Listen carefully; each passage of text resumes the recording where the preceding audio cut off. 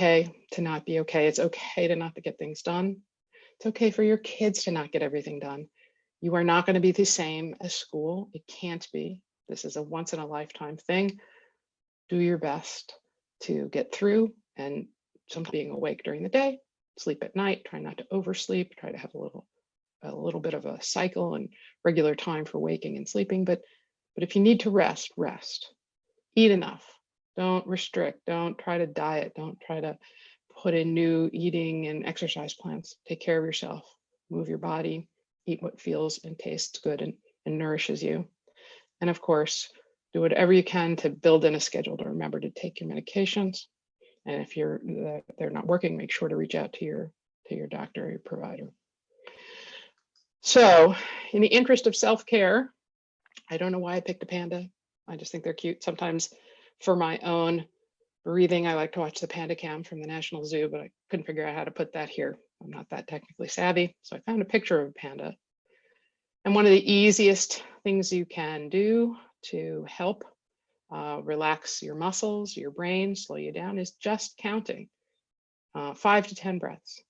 Don't have to do special breaths. Don't have to hold it or count it during the breath. Just reminding yourself and paying attention to your breath. Just even as I'm speaking, I'm counting 1 breath, and you might feel a big breath come on, and that's the second, just because you're thinking about it.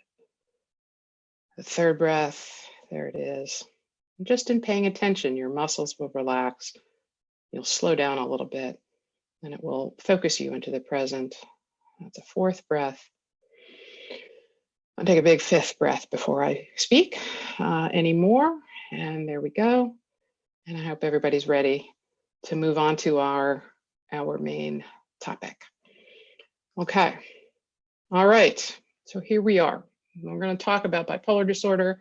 I'm going to try to fit in important information in a timely way. I'm going to focus on sort of what bipolar is, how it's diagnosed, and broad strokes about care and management. I will briefly touch base on medications, sort of just the families of medication and a few medication names, but a talk about medications is completely different and would take multiple other visits, multiple other Zoom sessions. So we can come back to that another time. So I just wanted to let people know in advance that it won't be a detailed discussion about each medication. We wouldn't have time for that. So bipolar 101. What is bipolar disorder?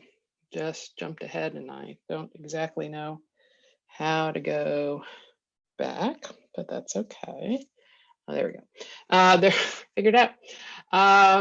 Small victories. What is bipolar? So we're going to talk about what is the diagnosis of bipolar. What does that mean? And how it's diagnosed. How do you get that diagnosis? We'll talk about some of the components, the mania, manic episodes, depressive episodes, a little bit about what we know about causes, which is, really not a lot, but some general ideas. And we'll talk a bit about overall treatment and management. Take-home messages sort of across all of those topics. I think one of the most important things, and especially as Aubrey was talking about at the beginning, that one of our goals here is reducing stigma. And it's important to realize that bipolar disorder is a real disorder of the brain. I even hesitate to use the word real. Of course it's real. Anyone who lives with it knows it's real, but it's a brain disorder. There are changes in brains and brain circuits. Neurologists work with muscle changes and sensory changes and pain and that kind of thing that come out of brain pathology. Psychiatry, brain is an organ system. The symptoms of mood, thought, and behavior changes are our territory. That's what bipolar disorder relates to. And those are our symptoms that are affecting this big organ system, the brain and the nervous system. Okay. Anyone listening, I'm sure, will agree it affects many facets of life. It's a complex layered disorder. It affects families as well as the person living with bipolar. It is a chronic and manageable condition, and your team is key to your success. And by team, I mean you as the team leader and your family and loved ones and your professional care provider. So it's the team is a big group. All right, what is bipolar disorder? Sounds like a very basic question. So as I said before, we're talking about symptoms related to brain function. Those symptoms in bipolar disorder are symptoms of mood, thought, and behavior. So sometimes we think of bipolar disorder as it's called a mood disorder, so we think just mood, but it really affects our function in primarily 3 different domains: mood, thought, and behavior.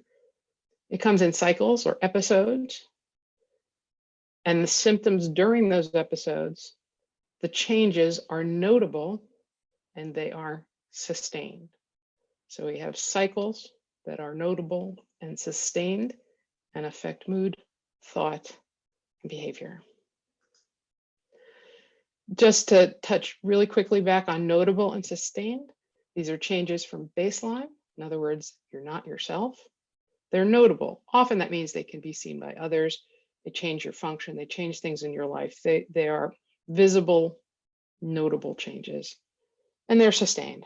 Symptoms of mania, symptoms of depression typically last weeks to months. We'll talk a little bit more detail in a couple of minutes. So how is bipolar diagnosed? So now we know what it is. It's this cycling disorder of episodes affecting mood, thought, and behavior. And how do we get to that diagnosis? How do we find out what's going on? Well, primarily, it's a psychiatric evaluation, which involves a meeting with a psychiatrist where they'll take a history, get information about past mood episodes, current symptoms, any health issues, substance use issues, coexisting.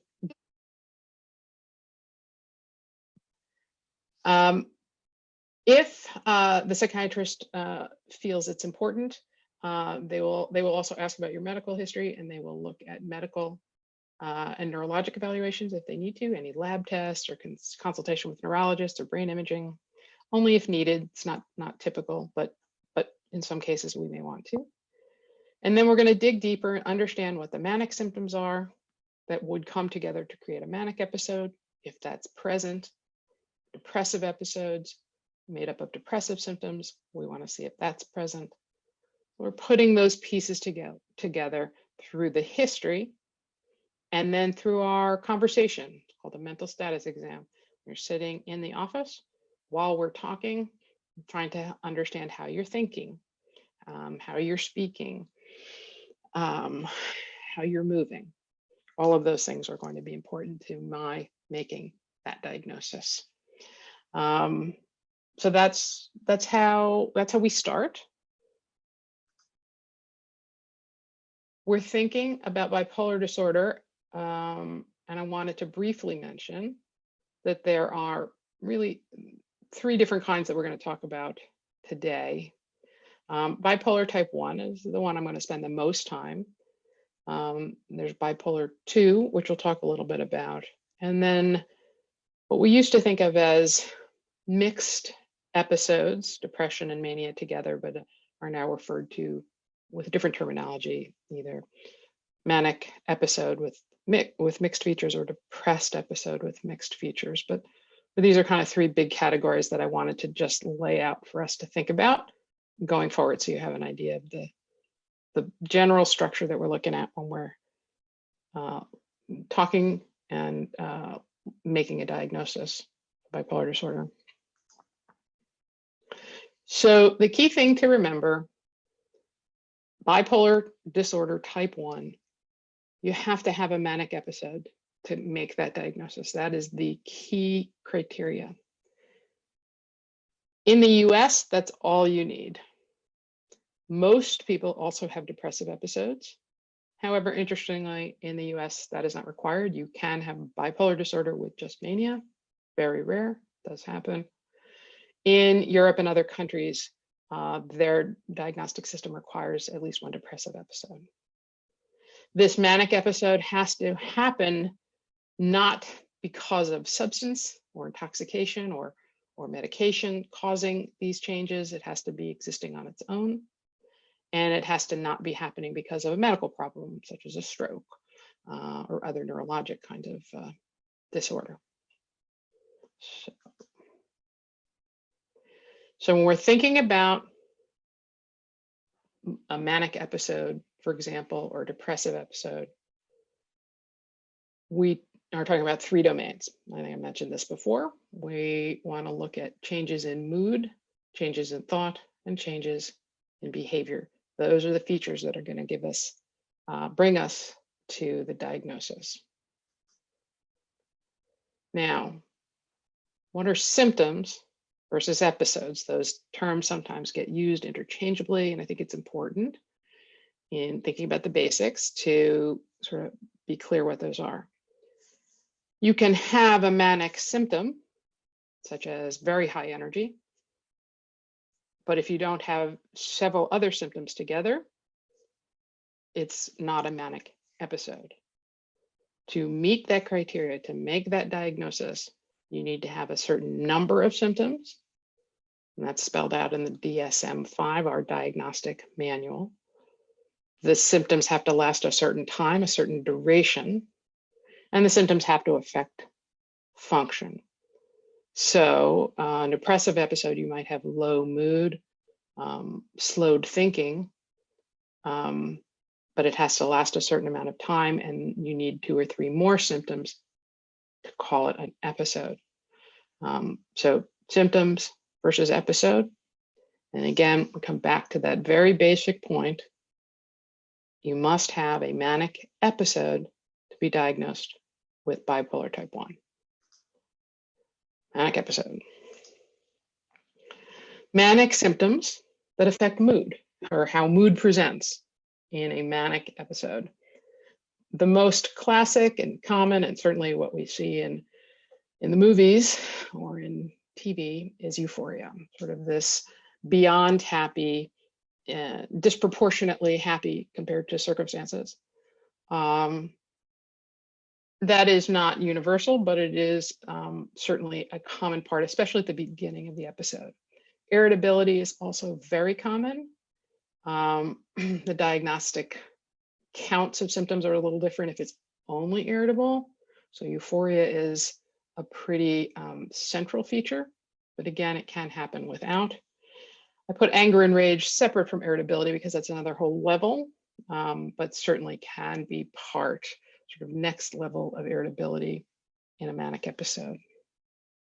So euphoria is the most common mood state, irritability, and anger and rage. Now, these are mood symptoms happening that are a change from baseline, look different than usual. Thinking, manic symptoms that affect thinking. One of the most sort of classic symptoms are racing thoughts, or flight of ideas. Thoughts going so fast you can't catch them, jumping from idea to idea, topic to topic. It looks very distractible to people you're talking to, sort of topic, jumping, something you think of, jump to the next. And people listening to you will note that your speech is pressured, coming out very quickly, and sort of like you have so much to say, pushing it out there, pressured speech. A major symptom in thinking, in mania or manic episode, is grandiosity. And this is sort of thought, the content of thought. And this can sometimes be a little bit harder to fully sort of flesh out and be sure that it's there. But in its most classic form, it is really a extraordinary self-confidence. Everything's great. I'm great. I can do anything. I can do everything. In fact, I'm going to do it now. Often what I find with folks when we're kind of building, it's sort of a sense of, I've figured this all out. I have an answer, a solution. I've put some points together, and I have these big ideas and schemes and people I have to talk to and things I have to fix. And so it's that element of sort of bigness and big charge to the thinking and the content of thinking. That can go into psychosis. We'll touch on that a little bit, but that grandiosity can lead to sort of delusions, about that, thinking that is so far disconnected from reality that we would call it a disordered thought or thought disorder or psychotic piece of mania.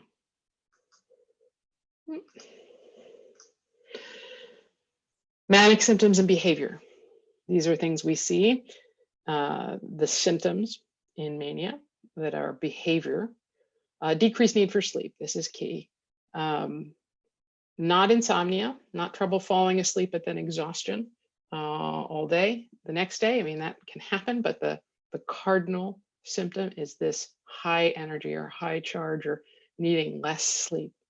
There's an increase in goal-directed activities, calls, projects, travel, all kinds of things. And many of those activities can veer into high risk, impulsive, poor judgment kinds of behaviors that someone would not usually engage in, spending a lot of money, sexually very active and indiscreet, gambling, those kinds of things, impulsive, poor judgment, high risk behaviors that can cause great harm to someone's life and relationships and bank account. So we talked about mood, we talked about thinking, and we talked about behavior.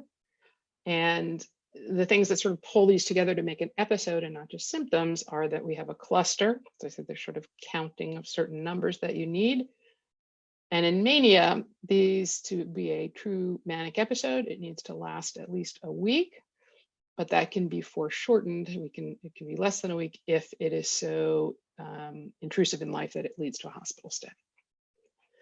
Manic episode can include psychosis, most prominently delusions, paranoid delusions as part of those big systems, delusions of grandeur, believing that you have more control or more power in a situation, that kind of thing.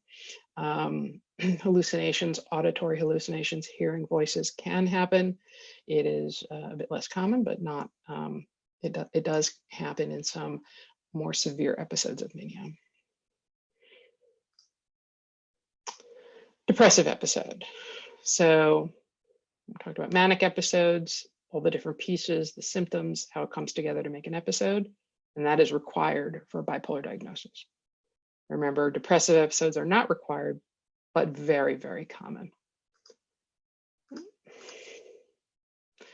Bipolar depression usually lasts longer than mania. Mania is often on the order of weeks to months-ish, commonly. Depressive episodes can last more, on the order of months to years. Depressive episodes, because they're longer and can be quite severe, often have more sort of chronic and persistent effects on function, and can really cause some of the most extreme functional problems from bipolar disorder. The symptoms look the same as unipolar depression, people who have depressive episodes, but they don't have the manic pole, but it looks the same. We're going to go through some of those symptoms, and they're very similar.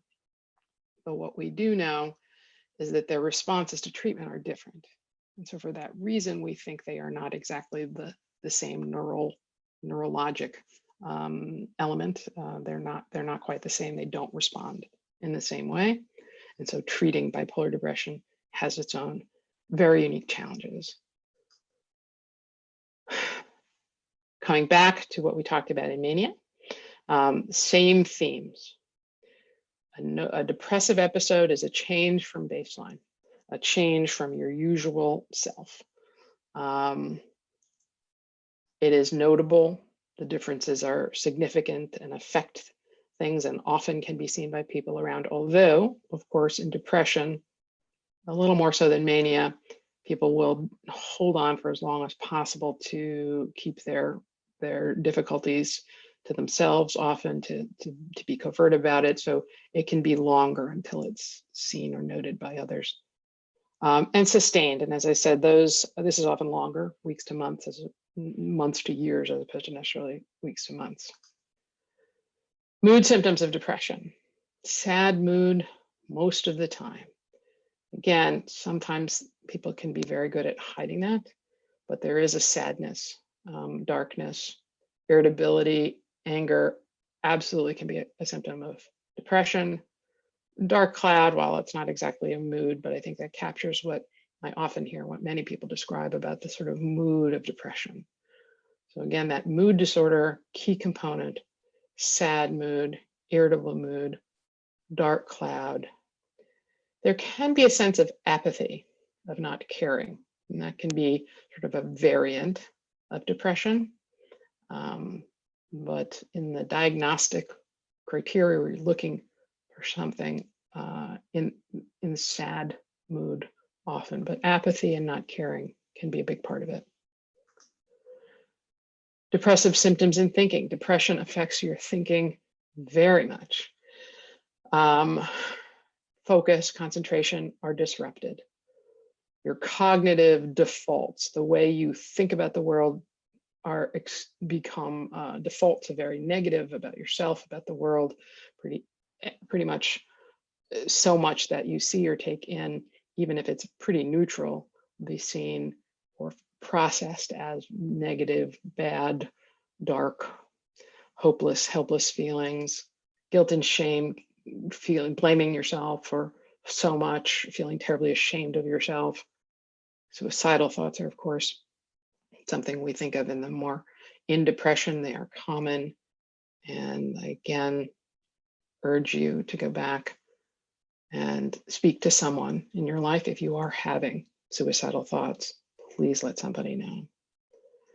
Slowed thinking, slowed speech, part of the effects of depression on our thinking.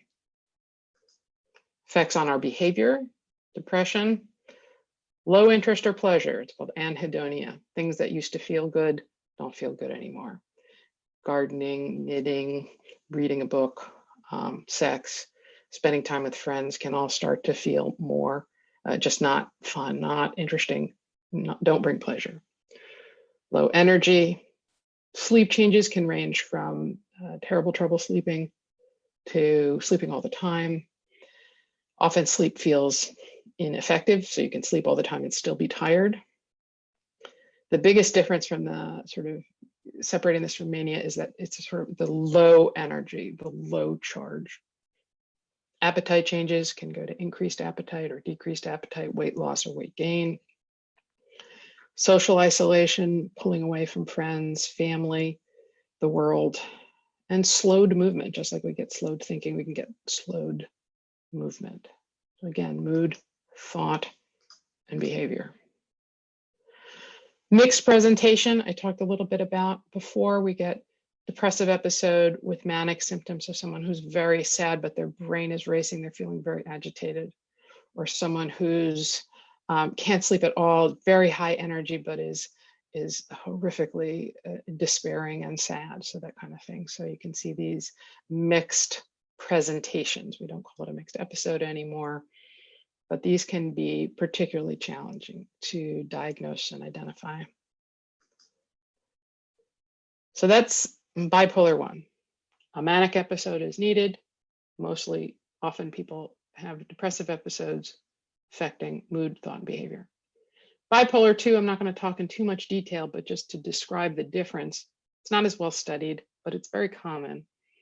It is much more the story of a chronic, persistent sadness, chronic, persistent depressive episodes coming and going, more often time in depression than not. Definitely affects function, reduces function, affects how you feel every day, most days. In between, there can be episodes, what we call hypomania. So hypomania is high energy, strong concentration, interest, super focused, stuff that feels really good. And in fact, by definition in the DSM-5, hypomanic symptoms do not interfere with function. They're actually often very high functioning periods. And so very often we don't hear about it. We have to really be sure to ask, because most people won't tell us, well, hey doc, I had this time where everything was great. I thought you should know, because it doesn't feel like there's something wrong. But in the context of a pattern of this depression and then these spikes, That's really important for us to know because that will affect how we think about things, how we treat things. And if you have hypomanic episodes, even though they are great, they do spell a higher risk for eventually having a full manic episode. So that is really the story of bipolar 2. We're not going to really talk about treatment because there's a different approaches to it and the research is a little different, but we'll sort of put a pin in that for now. But to know that it looks different, but it still has this cycling quality to it. So here's something I'd like to spend a few minutes on, what bipolar disorder isn't. I work a lot with children, and this has been a big conversation in the world of child psychiatry, but it is also discussed in adult work as well. There are people with chronic baseline irritability. They are irritable and angry much of the time. As children, they're irritable and angry often, if not all the time. They have intense reactions to triggers, temper tantrums, explosions. Their mood can change daily or hourly, usually based on a trigger. Not always, but often. Those symptoms themselves are not enough for bipolar disorder. Those are not a manic episode. The meltdowns or the intense reactions or the chronic baseline of irritability, that does not make a bipolar diagnosis. First of all, it is not episodic. There's episodes sort of up and down around this already irritable baseline, but it's not a big spike and a little spike, or big spikes that last.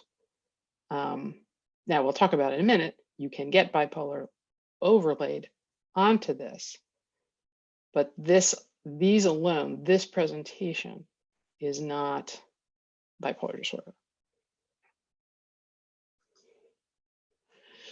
So we think about, between episodes, bipolar disorder is a diagnosis of episodes, manic episodes, depressed episodes, mixed episodes. And what's it like in between? Sort of, is there a space where we feel okay? And so I want to think a little bit, just for a minute, about that. It's really a range. There are people whose between episodes moods are what we would call euthymic. Typical ups and downs, no particular depression, no particular manic charge or manic mood, euphoric mood. They're just even. They really come down to a full even place. And that can happen. We definitely a subset of people with bipolar disorder where that is absolutely the case. There are people who are more irritable and reactive in between episodes, like we were talking about before in the last slide. There are people who are sort of hyperthymic, sort of these not overly, but no judgment. They are sort of highly sort of ebullient and happy at baseline. And then people who are more sort of chronically down or sad or dark, and we would call that dysthymia. So mood between episodes really runs a full range. It doesn't have to be any one way or the other. Mood changes, between episodes behaviorally, again, a range. Some people are very hyperactive at baseline. These are sort of hyperthymic energy versus a sort of more depressive, low energy vibe between episodes. Baseline impulsive, poor judgment on the sort of more manic type of between episode presentation versus the more depressed inter-episode, sort of trouble doing anything, trouble getting anything done, having, trouble generating activity as opposed to doing activity impulsively. Inattention, distractibility can come kind of across the board and is fairly common for most people with bipolar in between episodes, not all, but many. Executive function challenges, another conversation for another day, but inattention, distractibility, that kind of thing is very common. And again, just the parallels come back up between episodes, thought patterns, People may be sort of high pressured speech people. They're always putting things out there, even not in an episode. During an episode, it gets worse. Or people who are sort of more slowed and sort of take their time in speaking, and again would get much slower when they're depressed, or much faster when they're manic. Busy brain, rapid thinking, sort of people who are jumping all over the place, versus slowed thinking. So again, the full range. And then again, with ideas, big ideas, to trouble even having ideas, trouble thinking of things to do. It's more depressive tone. So the between episodes can really look very different from person to person, and are not the diagnostic component. The diagnostic component, the key diagnostic components are the episodes. Okay, so that's what it is, how we diagnose it in the office, what we do. And this, I just want to spend a minute thinking about what causes bipolar disorder, because that's a great question. We want to know it. Okay, you say it's a real brain disorder, but how do we get it? What does it mean? So one thing, the research is expansive and in so many different directions, and there is not any one answer, but there are a couple of important themes. I think it's important to sort of use the language of neural circuits. So parts of the brain communicate with each other. There are circuits that are mostly dedicated, say, toward protecting us. Sort of those are anxiety circuits, or circuits dedicated to pleasure and having fun, or circuits dedicated toward focus and attending to our environment. Many myriad of circuits, and they speak to each other and they communicate with each other through nerve cells and packets, transmitter chemicals that send messages. And the signals between the circuits are important. So one circuit speaks up. I'll use one example, says, oh, there's a danger in the environment.